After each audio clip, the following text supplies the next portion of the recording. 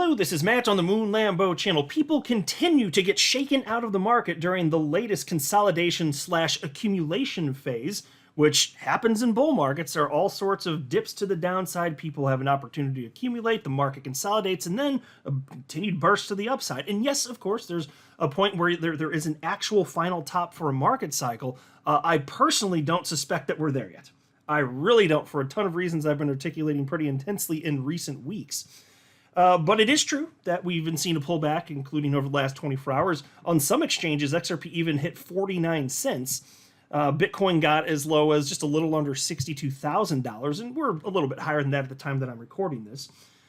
Which, by the way, in case anybody's curious, it's 2:37 p.m. Central Time, Monday, April 29th, 2024.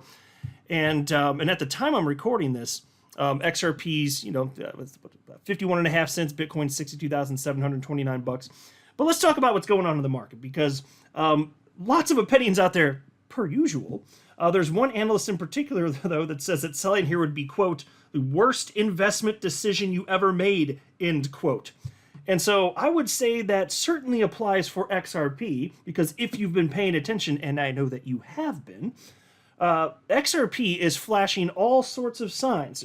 Pick a damn metric, fool. It's flashing all sorts of signs that we've seen in previous market cycles indicate it's about to freaking go. So unless this is it for the entire market cycle, and we're not going to see further bursts to the upside, you better believe what's most probable, at least in my estimation, is that we're going to see a continuation for XRP to the upside. But before going further, I do want to be clear, I do not have a financial background of any kind. I am not offering financial advice, and you definitely should not buy or sell anything because of anything I say or write. I'm just an enthusiast who enjoys making YouTube videos about crypto-related topics, but just as a hobby and just for fun. All right, as consolidation continues, we're seeing that on the Crypto Fear and Greed Index, we're at 67 out of 100, so we are still in greed. But not going to stay there forever. Eventually, we will be back into extreme greed.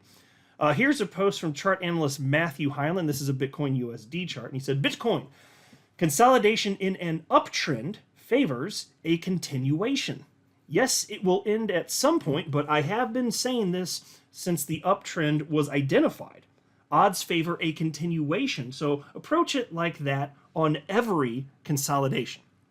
And you can see he's marked, well, what we're in now would be the third consolidation in his estimation since the market started moving to the upside, which was really at the tail end of 2022, a little bit after the FTX collapse. That's where things bottomed out here. And she's noting that there was a longer accumulation, / consolidation phase in 2023. And for those of you that were here, which is probably most of you at this point, because there aren't as many new people in crypto right now, you know what that was like, especially as big chunks of that year. It was great. So don't get me wrong, like 2023 way better than 2022, but there were moments where it was trending to the downside for months. I mean, and it's funny because like after it feels excruciating to the typical lemming retail speculator in the moment, but then after time passes, it's like suddenly people have the memory of a goldfish and they forget that it even happened. So what we're in right now, fast forward a couple months, people will forget that this was even something we talked about. That's what's going to happen. So it feels excruciating now. People get hit in the feels. They make important financial decisions based on their emotions, and that doesn't typically go well. But we had that consolidation phase. Then there was this late 2023 and 2024. Then you saw the major burst right there. And we're just in another one right now. This is just what happens. It's par for the course. There's no problem here. Here's a post from chart analyst Ali Martinez, and he wrote, the $61,900 mark has consistently been a crucial support level for Bitcoin. If it continues to hold, we could see Bitcoin spring back to $71,000. And again, at the time I'm recording this, we're at $62,714. Here's a post from chart analyst Tony Severino, and he wrote, Bitcoin yearly candle stuck at super trend resistance, $68,405 is the level to beat. So he seems to think that once that's defeated, we're going to be seeing a notable move to the upside. But that's the range for the previous all-time high. And so there's lots of historic precedent for that. You don't need to be a chart guy to understand simple concepts like this. So think about last market cycle, the cycle before that. It can take, I don't remember the number of days off the top of my head. It might have been, it ranged a fair bit. Maybe it was somewhere around like the 50 to 100 day. I highlighted the numbers when I had it front and center in a previous video, actually a couple videos. But suffice it to say, what we've been through to this point is pretty darn normal. And, this accumulation phase right here, by the way, it's been something like 60 days or so, I want to say. I didn't count before recording the video, but I think it's around there. That's pretty normal for what we've been seeing. Here's a post from Mikey Bull Crypto, and this is a Bitcoin USD chart. He said, Bitcoin last shakeout before rally to cycle top, question mark? If you observe the 2017 price action when it broke a new all-time high, there was a healthy and liquidity-grabbed pullback before it rallied to a cycle top. The previous consolidation that started building from December 2023 to February 2024 also mirrored the current consolidation range. The manipulative strategy of market makers is to shake out degenerate short-term holders who are very sensitive to price corrections, especially when it is below their cost basis. And it's one of those things where it's just, tales old as time. That's just how it is. People gonna people, man. Which is why I don't do that. I just buy stuff and then I hold way longer than the typical person is willing to. I have more patience than anyone on the planet. And it's easy when you genuinely believe in the asset class and what you're doing, and you only put in what you're willing to lose just on the off chance that you're wrong. It's easier to do it when you do it like that. So that's where I'm at. But yes, of course. So, and then he highlighted, I think, I have it here. He wrote liquidity grab zones for Bitcoin would be $57,000 to $59,000 because he notes that the short-term holder cost basis is $59,788. So that's what the short-term holders were paying. And he says these are important zones to observe for a final shakeout. So if it does go that low, that might be, according to what he's saying here, the equivalent of like maybe perhaps a final capitulation, something to that effect. So maybe it does dip lower, and then people take advantage of that. And then once the weekends are shaken out, this is just how markets work, then you see a continuation to the upside. And the most exciting part will be when we get to alt season. So let's talk a little bit about that. From Mikey Bull Crypto, altcoins, and this is the crypto total market cap excluding Bitcoin. Selling your alts here will be the worst investment decision you ever made. In the previous cycle, it spent 78 days in the consolidation channel before the markup continuation, and it's currently in the same channel. Alts come with high volatility, so is their risk premium. And so there you go. You got to take the good with the bad. And the good is way more substantial than the bad because the bad is temporary, and the market has been trending up for 15 years, which means even if you buy at the most inopportune times, if you're just buying, say, a broad exposure to the just altcoins within the crypto asset class, the data shows that even if you buy at the most inopportune of times, if you have a long enough time horizon, you still make a fortune. That's the coolest damn thing. And it's just data. It's like it's so observably true. That's why I just sit here and do nothing. I've literally never cashed out to USD since jumping into crypto in 2017. Because I believe that's what it takes. I think most people get shaken out and they try and get in and out of positions, this and that. And it's just too much of an emotional roller coaster ride. I'm just straight chilling. I'm having a good time in this. And again, it's because of what I said a minute ago. I have that conviction. The asset class isn't going away. That's a strong bet that I firmly believe in, and I have made that bet. And I've only invested what I'm willing to lose. There you go. That's it in a nutshell. I mean, I could, it's not some sort of all-encompassing list, but yeah, that's a couple really big parts of it here. But look at what he's highlighting here. If you look at what happened on the right here, this is the previous market cycle, and on the left is where we're at right now in this market cycle. He's just noting the same things unfolding right now, and the best is yet ahead.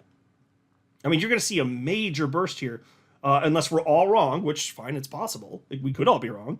And maybe it just goes to the downside, and that was it. Or there's a black swan event. All right, well, too bad, so sad, I guess. Then in which case, you know what I'd do? I'd just do nothing. While everybody panic sells, I'm just going to continue to just hold. That's it. Because that's the only thing that I know works over time for sure. That's it. Here's a post from chart analyst Greg Crypto. Altcoins. If you're feeling bearish about altcoins, it might be time to reassess your perspective. Historical patterns are revealing a fascinating trend. Following the breakout from a retest of the range, we typically see a period of sideways consolidation, which is where we currently find ourselves. I'm anticipating 2 significant upward movements ahead, so hold tight and consider dollar cost averaging your sells. Yep, so just like I dollar cost averaged in for much of the time that I've been in crypto, I'll basically dollar sell average. Yeah, absolutely. I'm not going to try and do it all at once. Yeah, same concept, except for, you have less time because the moments of pure euphoria small percentage of the overall time in crypto. So you do, it is going to feel like a bit more pressure. You're going to feel a bit more pressure, I think, if you're trying to get yours, because it's, those highs are only there for so long. So while you could, during bear markets, dollar cost average over a span of, a year or two or whatever it ends up being, for this, it's going to be a short-lived moment. So it's like, I anticipate that being the most stressed out I'll ever be in crypto when we get to that point. That's my guess. The bear markets don't stress me. I'm good with that because I understand it's just data. I don't just respond the way like the typical retail speculator does. I'm like, yeah, it doesn't matter. You do your emotions over there, cry in a corner. I'm not going to because it doesn't make logical sense. But when you're talking about all this moment and then you've been waiting for this moment, in my case for 6 years, for many of you listening, I know you've been here many years, some of you longer than me. I get it. And so we're waiting to get ours. And so when it does hit, my God, I could definitely see that being a moment where it's like, phew. But that's okay. That's a good problem to have. I will happily take on that problem. It's better to have that as a problem than to be one of the masses that it was just most people just that has trouble during bear markets and can't hold and gets emotional and gets in and out of positions. That I'm glad I don't have that problem. That would be far worse. Here's a post from Cryptolica. XRP cycle is nearing its end, and he shared this XRP Nvidia chart, which is interesting because Nvidia, being a tech stock, obviously. And we know that, like, if you just overlap what's happening with, like, say, the NASDAQ 100, which is it's an index that basically just tracks tech stocks. If you take the NASDAQ 100 and then overlap the Bitcoin chart, it's like, that's the same damn chart. Like, pretty damn samey. But the asset class moves in tandem, so this would apply to XRP. So while it might seem a little strange on the surface, if you're like, why would he compare the price of XRP against Nvidia? Like, why is that? Well, that would be why. It's one and the same, in a sense, anyway. And so he notes here, back in 2017, when XRP was priced, in pretty poor portion compared to Nvidia back in 2017 before it had its face-melting rally, he notes here on the screen, this is the buy zone, rocketed to the upside, and he's noting that we are in the buy zone literally right now, right before the phase, before we move to the upside, which is why when I started the video, I said, there's an analyst saying, hey, worst investment decision you ever made if you're selling here, and you guys do whatever you want. I'm just sharing with you perspective and some of my thoughts. I could be wrong and it all goes to zero. I acknowledge that. I'm not offering advice. Don't go by that. I'm just sharing what I think because it's fun for conversation. But, if you factor in what this means for XRP, I'm just saying, if altcoins on the whole are gonna go, XRP's gonna be a part of that. And I would be very surprised if XRP doesn't hit a new all-time high in enterprise discovery. That would be very surprising to me. And I say that understanding that most coins that have existed, like, prior to the last market cycle, I think most of them are not likely to hit new all-time highs, even though they'll move. So don't get me wrong, they'll come along for the ride. I'm skeptical that they're all going to hit new all-time highs. And so that's why, I hold a bunch of different coins where from this point, if we get it, whether it's a 4, 5, 6-fold increase, whatever, for some of them, and it's not even at an all-time high, for a bunch of them, I'm probably just going to sell them. I'm just going to be happy to take my profit. I've been here over 6 years, and the stuff where I'm going to make most of my money, I've been holding it for a longer period of time. Bitcoin, ETH, XRP, Chainlink, so on, Cardano. There's a bunch of them that I've been holding since 2017. Once they start running, yeah. And I think that, those ones are likely to hit new all-time highs. And then there are other ones, positions that I'm not going to sell unless they hit new all-time highs. Like, for instance, HBAR, that's another one where I'm not willing to sell it below the previous all-time high, which was like 56 or 57 cents, I think. Flare, I have some particular targets in mind. So there are some coins, but I hold 42 different cryptocurrencies, which is way more than one needs to get life-changing wealth in crypto. It's just that I've been here so long and I keep earning money, so I just bought a bunch of stuff, and the market moves in tandem, so I don't care. But for most of the stuff, I'm just, if it looks attractive, I'm just gonna be like, yeah, sell, whatever. We're in a bull market. Let's just get rid of that. Let's take the cash finally. But I wasn't enticed to do so previously, but I believe this will be the cycle where this finally happens. And that's why this is so exciting to me. And I know it's the same for so many of you listening. Like, we actually are at that moment. And if you've been following me on this channel for over half a decade now, or not that it would have to be that long, you know that if you've been following me for, say a few years even, you know that most of the time I don't talk like this. But that's because most of the time we're not in bull markets. So this idea of, hey, it's about to happen, this or that, or whatever, no, that's not how I talk the vast majority of the time. But in this mode, this is that moment. Have fun with this. Be excited. As far as I'm concerned, that's what makes sense here. Also wanted to highlight this from the Crypto Basic XRP price prediction. Can this 40 $1 million signal kickstart a 60-cent rebound. And then wanted to highlight this because it's interesting. They're highlighting that in part that sellers in this particular juncture in time, they're actually becoming exhausted. And when this happens, when something becomes oversold, that can indicate that we're about to see a reversal to the upside. And so I don't know exactly when it's going to happen, but we can't keep seeing price go down forever. That wouldn't make sense. But anyway, piece reads as follows. XRP price opened trading at 51 cents on April 29th, reflecting a 12.5% decline in 7 days, but a rare $40 million signal in the derivatives market offers a glimmer of hope for bulls in the week ahead. On Monday, April 29th, XRP price briefly stumbled below the 50-cent of psychological support for the first time in 10 days, before bulls swooped in to avert further losses. Similar to XRP, top-ranked crypto assets such as Bitcoin and ETH and Solana have all struggled for momentum in the last 2 weeks, but after the latest 12.5% downswing, bullish speculative traders now appear to be potting an XRP price rebound mission behind the scenes. Now they wrote potting, but this is crypto media, and after they write stuff on like a napkin, I assume, they just upload it. Gets uploaded to the webernets. You don't need to read it again. Don't check it for factual inaccuracies, grammatical errors, spelling errors. So they wrote potting. They clearly meant plotting, but who needs an L? What a bitch-ass letter. Who needs the letter L, right? CoinGlass open interest metric tracks the nominal value of total active futures contract listed for a cryptocurrency across recognized trading platforms. Within the 7-day time frame, dating back to April 22nd, XRP open interest has shrunk by $40 million, reflecting a 7% decline from $562 million to $522.36 million at the time of writing on April 29th. At first glance, a 7% decline in open interest over the past week appears bearish, but when compared to the 12.5% price dip during the same time period, it offers deeper insights. And this is where it gets interesting, so check out. Typically, when open interest declines at a slower pace than prices during a market dip, as observed in the XRP markets over the past week, strategic traders could interpret it as early signal of an imminent bullish rebound for two key reasons. First, a slower decline in open interest suggests that traders are not rushing to exit their positions despite the price drop. This behavior may indicate that investors remain confident in XRP's long-term prospects and are willing to hold onto their positions, anticipating a potential recovery in prices. Secondly, it may also suggest that sellers are becoming exhausted. There you go. And this always happens at some point, right? A bottom is found, sellers run out of steam, stuff gets oversold, and then it whips in the opposite direction. And then they write, with fewer market participants willing to take short positions or sell their holdings at lower prices, the drop-off in selling pressure could pave the way for a bullish reversal as buyers step in to capitalize on discounted prices. Well, how about that? And XRP had its low for the cycle at 28 cents, that's how low it got, in June of 2022. Ever since then, it has been trending to the upside. Higher lows. And I understand other coins have performed it, especially when Solana got going. Whew, that really pissed off some XRP holders. Some of the more emotional ones, they just like, but look at Solana, I want XRP to do that. It's that type of behavior. I'm like, whoa, chill, son. My God. I want my Lambo now, though. Shut up.